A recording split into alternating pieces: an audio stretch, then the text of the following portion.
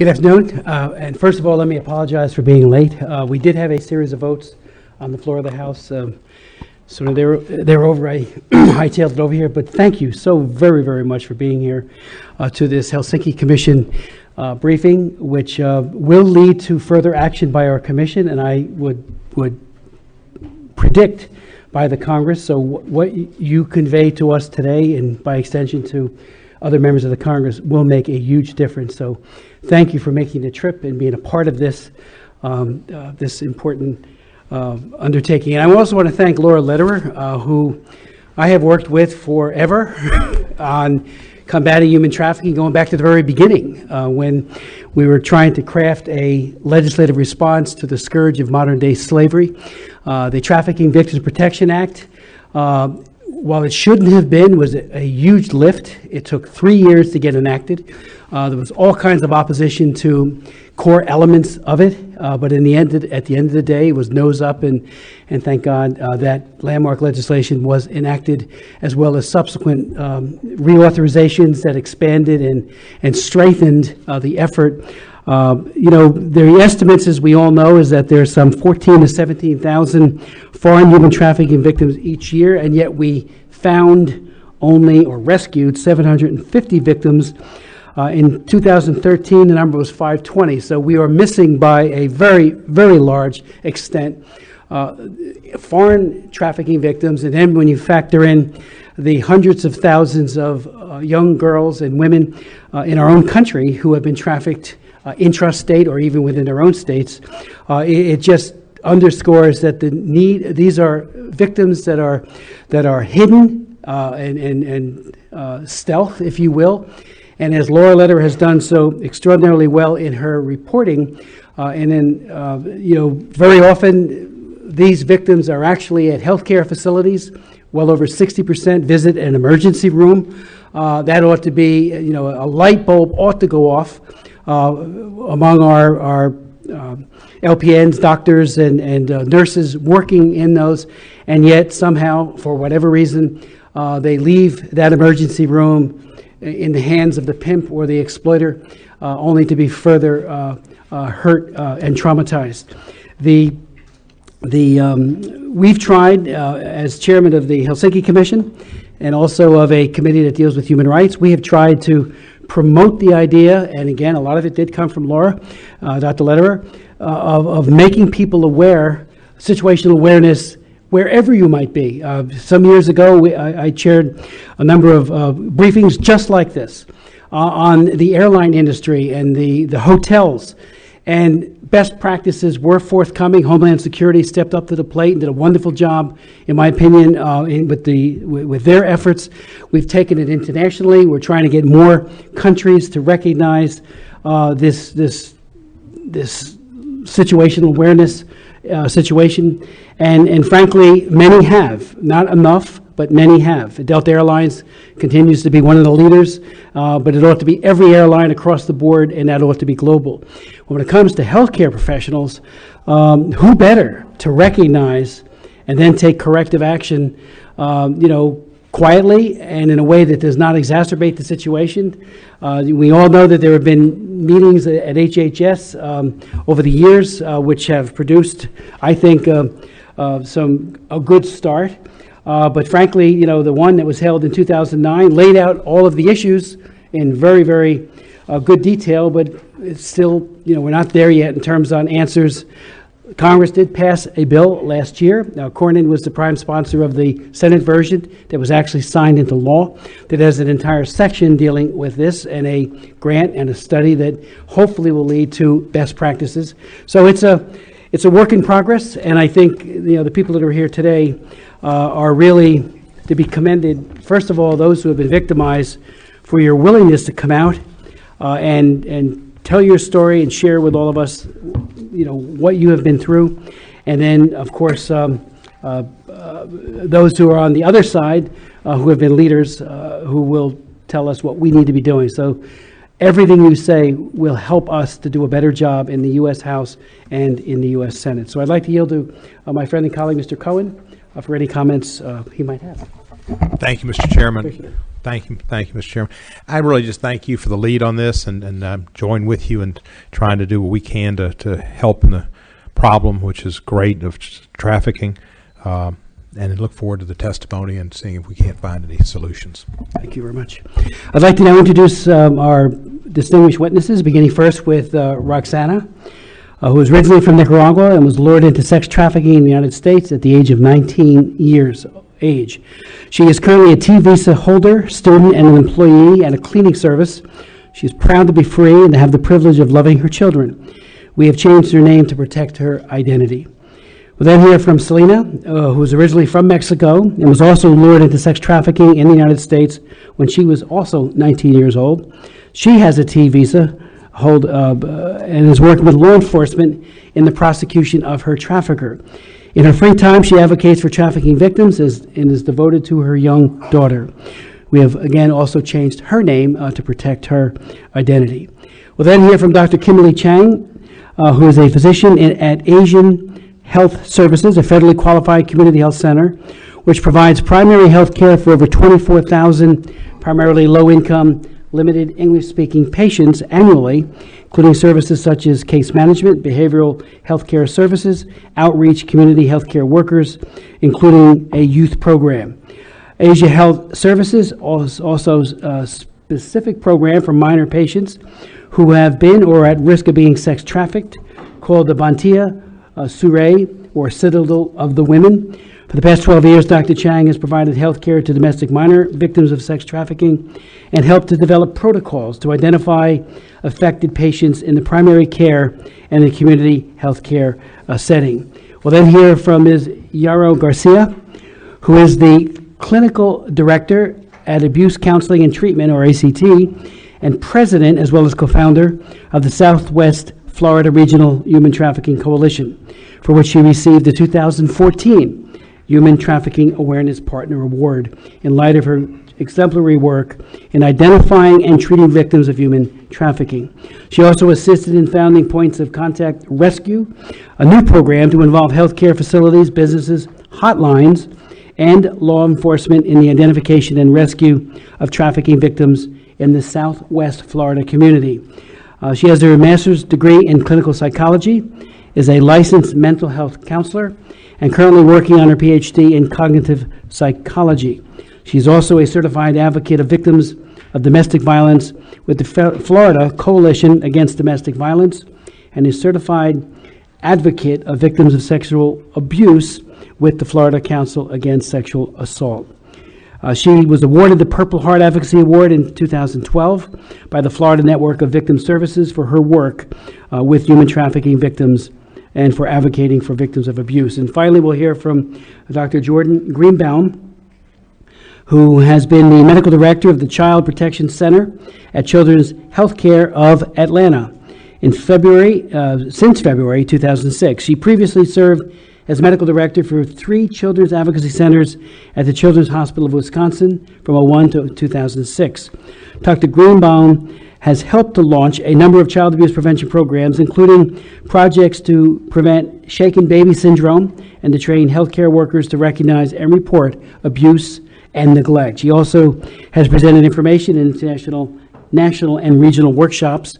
She is a pioneer in developing medical screening tools for the identification of trafficking victims, as well as in developing a multidisciplinary approach to meeting victims' needs. She is the current president of the American Professional Society of the Abuse of Children, and she recently served on the Wisconsin Attorney General's Task Force on Children in Need. Before going first to Roxana, I'd like to yield to Dr. Burgess, a member of the Energy and Commerce Committee, a medical doctor, and a member of our commission.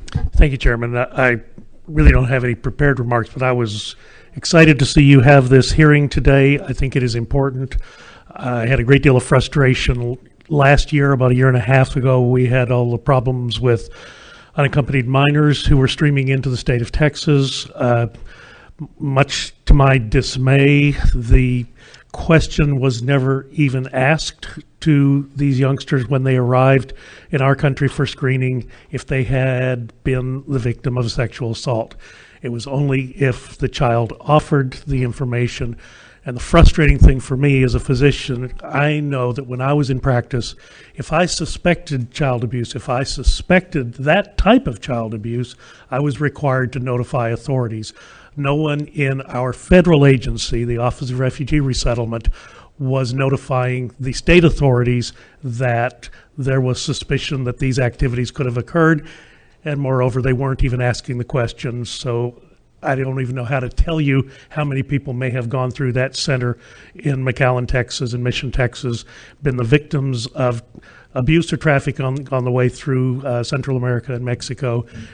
We didn't know because we never asked. And to me, that was wrong. And to the extent that I can, I intend to continue to pursue that and do something about it. But I thank you for holding this hearing today. And again, I apologize. I won't be able to stay with you the whole time. I've got a conflict with the Rules Committee, and you know how that is. But thank you for holding the hearing. Thank you, Dr. Burgess. Roxana.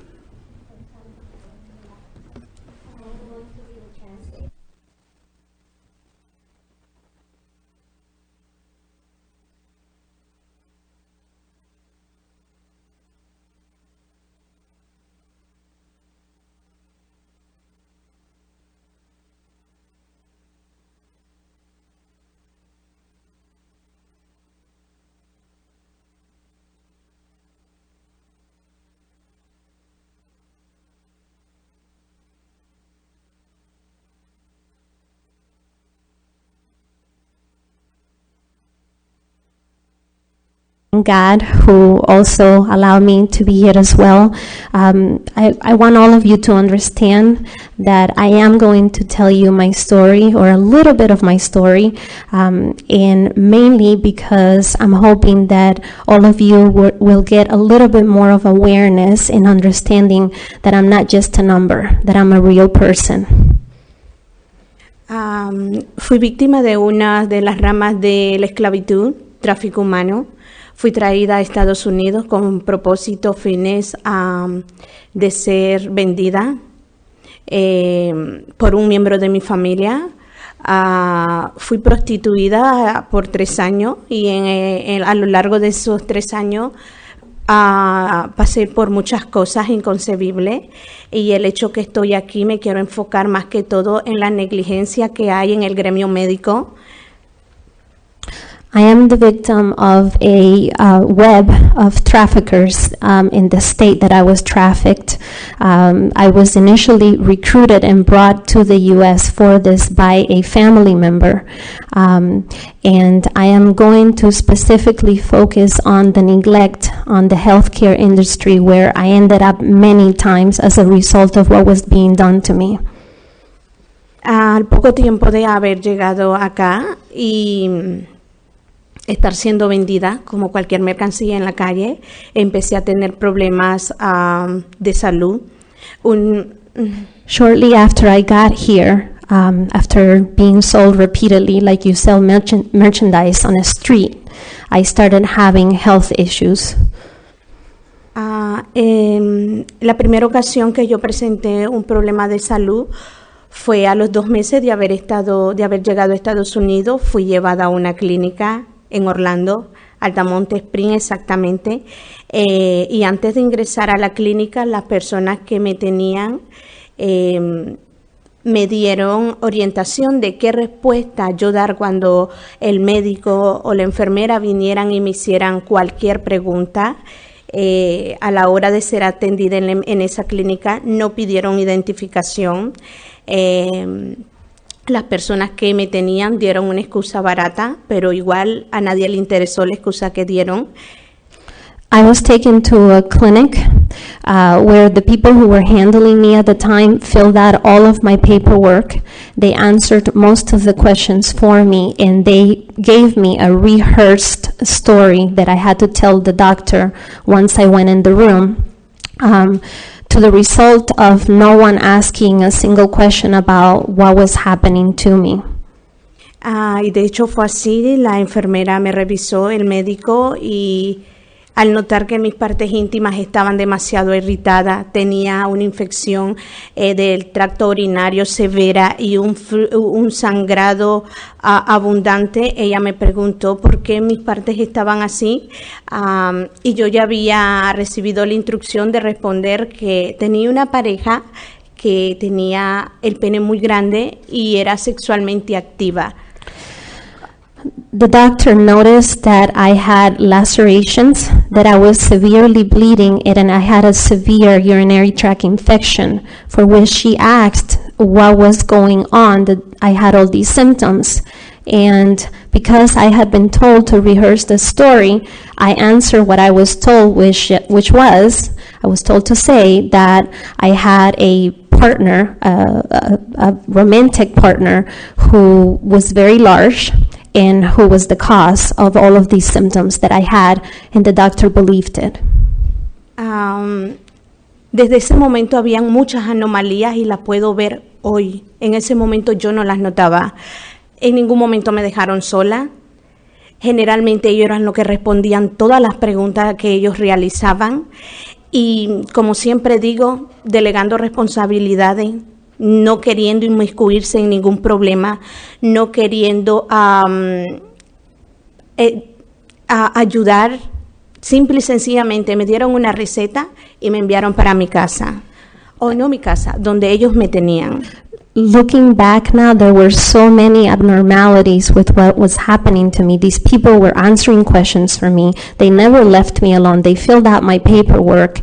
But still, I was discharged back to these people. And she says the concerning thing here is the neglect, but also that responsibilities were delegated from everyone who came into the room and interviewed me and spoke to me. No one made the effort to make a phone call to get me help. Y como esa primera ocasión que visité al médico, hubieron otras ocasiones. Una de ellas quedó embarazada por uno de los traficantes. Like that occasion, there were many other occasions where I ended up in the healthcare industry. I'm going to tell you about the most powerful one. I ended up pregnant by one of the handlers. Y me llevan a una clínica. A los 7 meses de embarazo, no había recibido en todo ese periodo de tiempo atención médica, dado que estaba embarazada, pero tenía que seguir trabajando, tanto así que habían jornadas de trabajo que iniciaban a las 11 de la mañana, terminaban a las 6 de la tarde. Y con 6 meses de embarazo llegaba a tener relaciones con 58 hombres. The second time that I ended up at a healthcare center, by then I was 7 months pregnant, and as you can imagine, I had no previous care at all, because I was being trafficked the whole entire time that I was pregnant. With 4 months of pregnancy, I was still being forced to serve between 40, sometimes 50 johns a day. One day I served 59. Resulta que al verse obligado a tenerme que llevar a recibir atención médica, dado que en mi país yo había dejado a mis hijos, me llevan a Family Health Center exactamente en Kissimmee. Los médicos vieron cómo yo estaba, nadie preguntó, nadie le interesó y simplemente le bastaba saber siempre la misma respuesta tonta y estúpida que yo decía. El marido que tengo es sexualmente activo, por eso tengo constantes infecciones vaginales, constantes infecciones en mis riñones y mi vagina está extremadamente lastimada. I was taken to a family health care center that had access to all of my medical records. They could see that I had been experiencing these lacerations and these infections. I had infections in my kidneys. I had all kinds of symptoms related to the amount of sexual activity that I was being exposed to. And once again, no one asked a single question.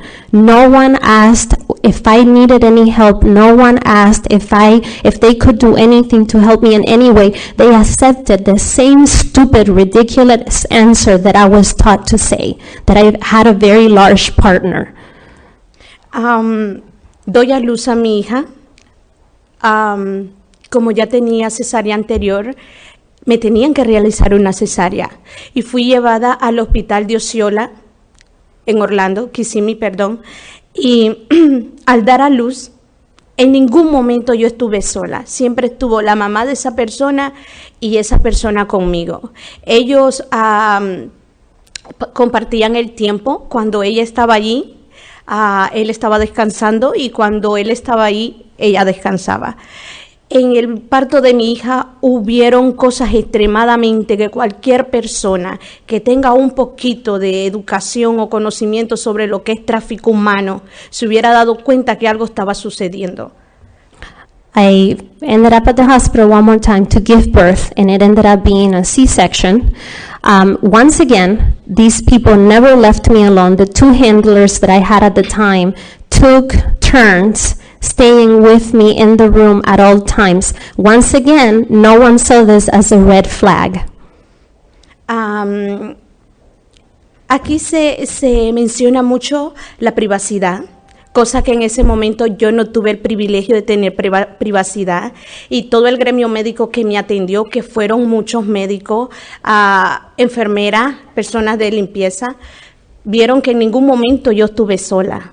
Ningún momento. We talk so much in the healthcare industry about privacy. What happened to my privacy? I had none. And all of the people that came into that room could notice that no one was leaving me alone at any time. Y una de las cosas que hoy día yo digo tan increíble fue, toda mujer que tiene su bebé, desde que se da cuenta que está embarazada, empieza a buscar el nombre de su hijo. Empieza a recibir sugerencias de qué nombre ponerle. Yo no tuve ese privilegio.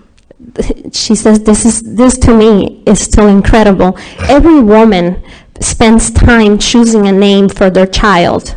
You start looking for suggestions, you start thinking of this. I didn't have that opportunity, and it happened right in front of the healthcare professionals. I did not get to name my child. Yo no tuve ese privilegio, y quiero sepan que la trabajadora social, que se supone que es la persona que está intelectualmente preparada para lidiar con cualquier situación que se presente, se dio cuenta que estaba sucediendo algo extraño y no hizo nada, no actuó, no tomó responsabilidades, no lo reportó. Al contrario, delegó responsabilidades, como yo digo. Es como la persona que pasa y ve la basura y pretende que el que viene atrás lo va a recoger, y así sucesivamente. Al final nadie la recoge, y de esa manera se están callando conciencia. El primero que pasó se siente tranquilo porque asumió que el otro lo hizo, y no lo hizo. Ella vio que yo no pude elegir el nombre de mi hija, y vio que en el papel la señora que estaba conmigo eligió el nombre de mi hija. Y ella, según ella, ayudándome, corrigió el nombre de mi hija poniendo un poco de corrector blanco en esa hoja, cuando en realidad yo hubiera deseado que ella hubiera corregido la situación que yo estaba viviendo. The social worker was the only person at the hospital that realized that something was wrong. Once again, did nothing. She realized that I did not choose the name on the birth certificate, and instead of asking for help, she simply came up to me and said, I know this is not the name that you chose, so I'm just going to white out the first 3 letters, and then you can have this name instead. That's how she helped me. Did not call anyone for anything else. That was all I received. ¿Quieres decirle qué pasó con esa niña? Mi niña, eventualmente, ese día, yo le dije a la trabajadora social que yo no podía elegir o cambiar el nombre de la niña porque la señora se enojaba. Y ella lo único que hizo fue eso. Eventualmente, mi hija fue quitada de mi lado y llevada fuera de los Estados Unidos por esa misma persona que me estaba traficando. That social worker asked me why I was afraid of changing the name, and I said because they are going to get mad at me. That was my response. She still did nothing.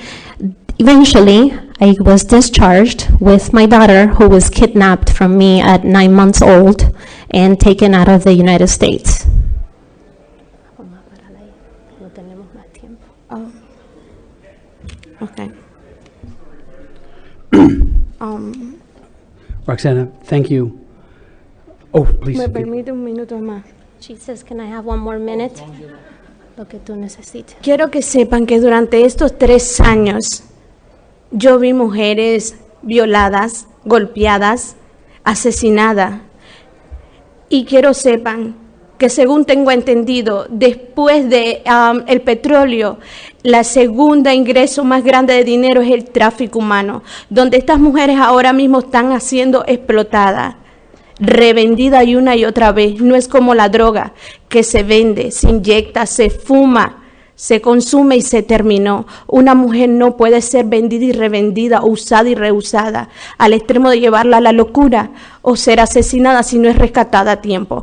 Yo creo que como sociedad tenemos que hacer algo. Yo no puedo hacer nada más que venir a hablar y que ustedes tomen conciencia que esto sí está sucediendo. Y creo que está en nuestras manos educar todo el gremio médico. Tenemos que tener doctores, enfermeras educadas, conscientes y comprometidas a tomar acción, a tomar decisiones y tener el coraje de hacer saber esto a las autoridades correspondientes. Y de verdad, muchísimas gracias por estar acá. Dios me lo bendiga y 1.000.000 de gracias. Lo único que me mantuvo viva en esos 3 años fue la intención de volverme a reunir con mis hijos que había dejado en mi país y la niña que me habían quitado. Gracias a Dios lo logré, gracias a Dios están conmigo y gracias a Dios estoy aquí frente a ustedes. Muchas gracias. I hope I can translate everything. She says that during the 3-year process that she was being trafficked, she saw other girls, of course, going through the same thing that she was going through, being repeatedly exploited, repeatedly beaten, and sometimes even killed. She says, it's my understanding that this is a $152 billion industry a year. And it is crazy that we like to think that all we need to be is aware. That's not all. We need to get involved, we need to take action, things need to keep changing, and we need to keep going. She thanked all of you many times. She said, God bless you all. And she says during that process, what kept her going was the thought of her kids. Roxana, thank you so very much for that very moving and very disturbing testimony, because it does motivate, and others will have questions for you later, but the idea that the handlers were with you even during your time of birth, just as if you were property and they owned you. Shame on all of us, and in this case, perhaps healthcare professionals who did not recognize what should have been obvious. Can I translate Yes. it to her? Muchas gracias por ese testimonio tan poderoso que diste. Él dice que está avergonzado, que cuando estabas dando a luz, estas personas estaban ahí y que era tan notable lo que te estaba pasando, que algo tan, pero tan extremo te tuvo que pasar y que nadie se dio cuenta y de que nadie prestó atención. Muchas gracias por lo que acabaste de hacer. Gracias a ustedes por escucharme. Thank you for listening. Thank you. Celena.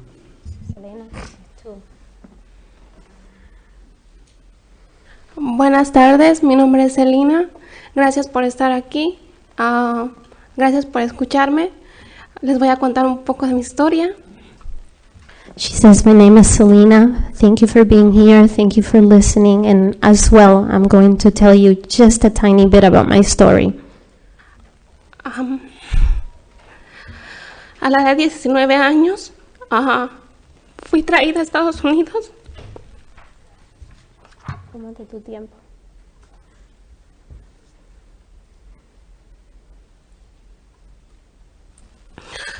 Por un hombre que me traficó.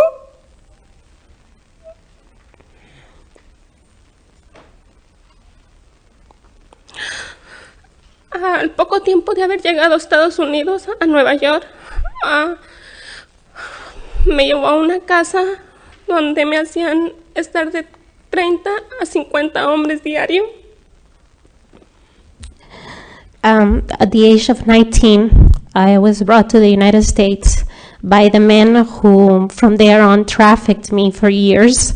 My initiation into this process was being taken to a house where I was forced to serve initially 30 to 50 men for a long process that lasted weeks, and then I ended up in another state where they moved me and discontinued. Al poco tiempo de yo estar siendo traficada, yo me sentía avergonzada, me sentía poca cosa. Yo me la pasaba llorando diario. A mí no me gustaba hacer lo que me estaban obligando a hacer. Shortly after this started happening to me, as you can imagine, I was crying constantly. I was not behaving according to how they wanted me to. I was crying. I was sad constantly. I was not performing to how they wanted me to. I felt very ashamed, and I felt this little from what was being forced onto me. El hombre que me traficaba me llevó, al verme que yo me la pasaba llorando, me llevó a una clínica en Nueva York. Al llegar ahí, la enfermera que me atendió me pregunta que qué me pasaba. Yo le dije que sentía mucha ansiedad, que solo quería estar llorando. Ella me dice, eso se llama depresión, y me dio solamente unas pastillas, pero nunca se sentó conmigo a decirme, cuéntame todo lo que te está pasando. Simplemente me dice, te voy a dar pastillas antidepresivas. So here is my first interaction with the healthcare industry. They wanted to stop me from crying so that I could perform better, so they could make more money. So they took me to a clinic in New York. The doctor walked in, asked me what were my symptoms, and I explained that I felt very anxious and very sad, and I felt like I wanted to cry all the time. She asked no more questions and told me that I was depressed and prescribed me medication for depression. A los pocos meses de estar siendo traficada, yo sentía mucha molestia en los ovarios. No aguantaba el dolor de tantos hombres con los que yo tenía que estar diariamente. Yo le dije al hombre que me estaba traficando que sentía mucho dolor.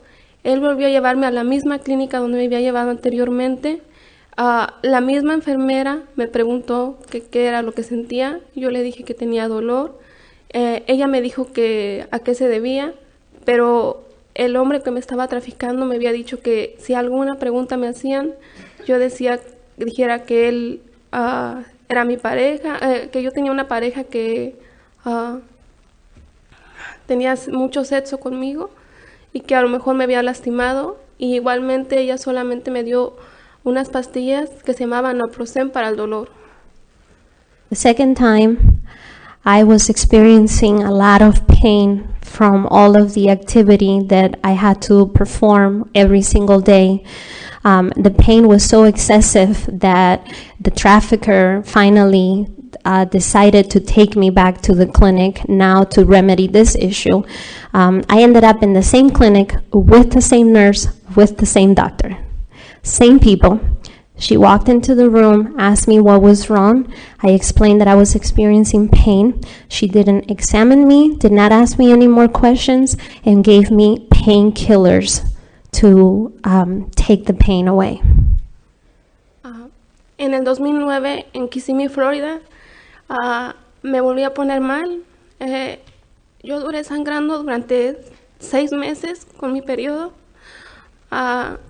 In 2009, This was the worst episode for me. I began bleeding excessively, and by now I had been bleeding for 6 months straight, non-stop, while I was still being trafficked every single day. Mi traficante me hacía que me pusiera tapones para yo poder trabajar y que no le faltara dinero. The trafficker forced me to wear makeup sponges inside my vagina so that this could stop the excessive bleeding that was going on every day, so that I could keep working for him. Hubo un momento en que yo ya no aguantaba, yo ya tenía bastante dolor, el sangrado era bastante. Al llegar yo al doctor, mi traficante me dijo que yo dijera que estaba sola en este país, que yo no tenía a nadie, y que si algo me preguntaban, yo dijera que el novio mío era muy activo sexualmente.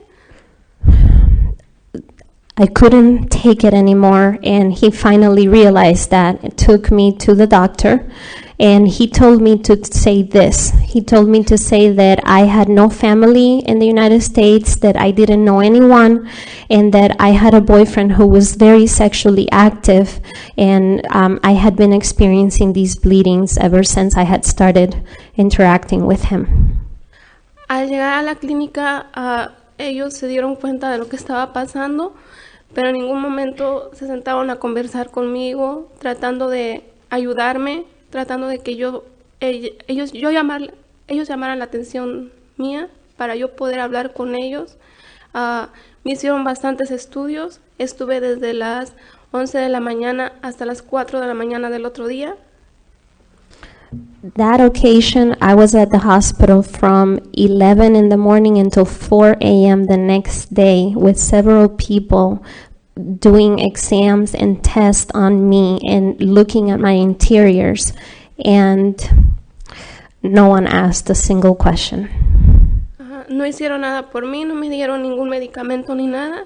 Simplemente me dijeron que mis defensas estaban demasiado bajas, que mi sangre se estaba convirtiendo en agua, y me dijeron que tomando Gatorade me iba a regular, mi sangre se me iba a hacer regular.